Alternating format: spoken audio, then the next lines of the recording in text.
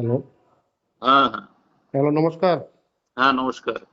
ওই অ্যাকচুয়ালি একটা অভিযোগ আছিল আরকি। ওই অভিযোগটা হলো যে মানে আপনার বিধায়কের ফান্ডের থেকে নাকি ওই হরিণাতে হুম, জগন্নাথ মন্দির শ্যাট নির্মাণ নিয়ে আরকি। এটা নাকি অভিযোগকারীরা কারা? মানে অভিযোগ যারা করছে তারা কমিটির থেকে করছে আরকি। কোন কমিটি? সে কমিটির লোক কারা তারা? ওই জগন্নাথ মন্দিরের কমিটির লোকরা আরকি। মানে হ্যাঁ, এটা বুঝলাম। সে অভিযোগটা তাদের দুঃখটা কি? তাদের পক্ষটা হলো বিধায়ক ফান্ড থেকে দেওয়া হয়েছে। আবার বিধায়ক ফান্ড থেকে এটা ক্যান্সেল মানে কেন? গতকাল তো তাদের জন্যই তো আমার কাছে আবেদন আসলো, আমি সঙ্গে সঙ্গে মঞ্জুর করে সেখানে ওয়ার্ক অর্ডার হলো, টেন্ডার হলো, এবং যে কোনো সরকারি কাজ করতে গেলে সেখানে সেই প্রজেক্টের নাম কি, তার এস্টিমেটেড অ্যামাউন্ট কত, কোন ফান্ড থেকে টাকাটা দেওয়া হয়েছে, তার করতে হয়। তো যথারীতি এক্সিকিউটিভ ইঞ্জিনিয়ার সেখানে গেছেন, তিনি কাজটা শুরু করবেন, কন্ট্রাক্টটা ঠিক হয়েছে, কিন্তু তার আগের দিনই গিয়েই সেখানকার বাহুবলীরা বলল যে না, এখানে এসব করা যাবে না। তো করা যায়নি, এবং কমিটির লোকরাও সেখানে ছিল। সাথে হলো তথাকথিত হিন্দুদের ঠিকাদার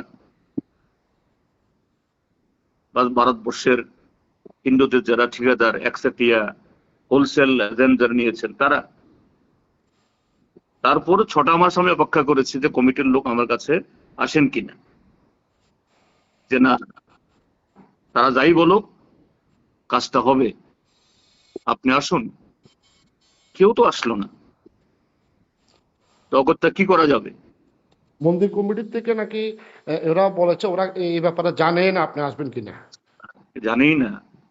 তো কোথাকার লোক তারা? তারা কি লন্ডনে থাকে না অস্ট্রেলিয়া থাকে তারা?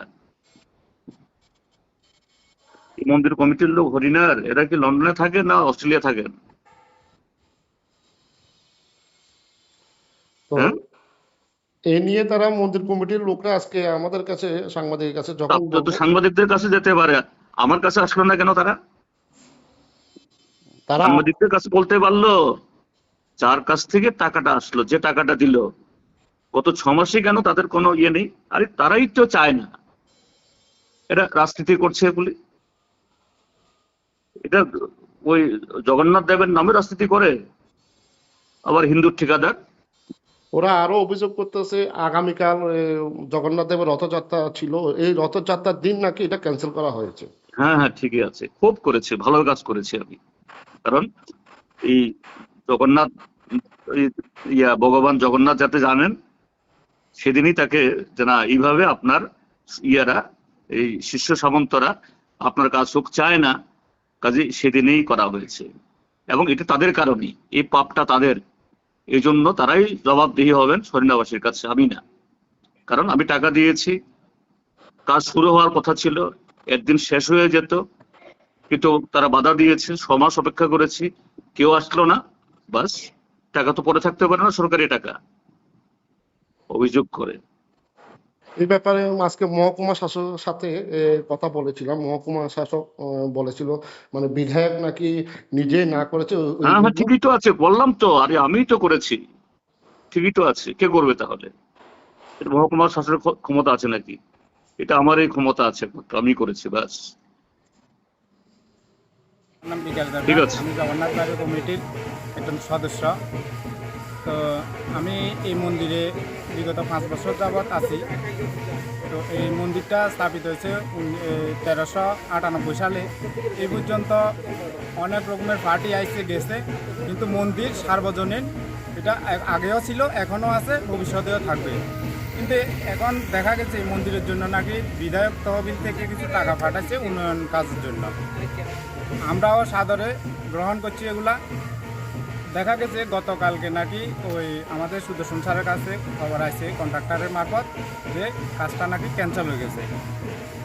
আচ্ছা, তো ক্যান্সেল হওয়ার পরে আমরা কমিটির ভিতরে যারা আছি, এখানে কোনো পার্টির বলতে কোনো কিছু না, এখানে সব পার্টির লোকেই আছে, সার্বজনীন মন্দির। এবং আমাদের মধ্যে একটা মানে আলোচনা যে সিপিএমের বিধায়ককে টাকা দিছে, ওই কারণে মন্দিরটা কাজ হইব।